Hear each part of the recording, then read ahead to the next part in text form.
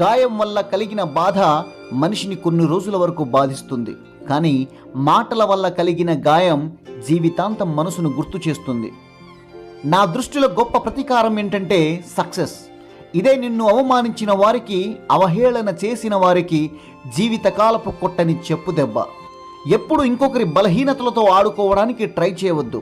టెంపరరీగా మీరు గెలిచి వారిపై ఆధిక్యత సంపాదించినా పర్మనెంట్గా వారి దృష్టిలో ఓడిపోయి అసహించబడతారు. ఆయువు ఉన్నంత వరకే ఆటలు, ప్రాణం ఉన్నంత వరకే పాటలు. ఈర్ష్య, ద్వేషం, పంతం, పగ, ప్రేమ, విజయం, ఆశ, నిరాశ ఇవన్నీ మృత్యు పడక కింద మనం ఉన్నామని తెలియక మనసుని లాగే బలహీనతలు. నిజం తెలిసిన వాడు జీవితంలో ప్రతి క్షణాన్ని, ప్రతి ఘట్టాన్ని ఆస్వాదిస్తాడు. భ్రమలో ఉన్నవాడు ప్రాణం పోయేదాకా ప్రాకులాడుతూ బ్రతుకుతూనే ఉంటాడు. స్వీకరించు. నిన్ను నువ్వు ఎలా ఉన్నా, పొట్టిగా ఉన్నా, నల్లగా ఉన్నా, లావుగా ఉన్నా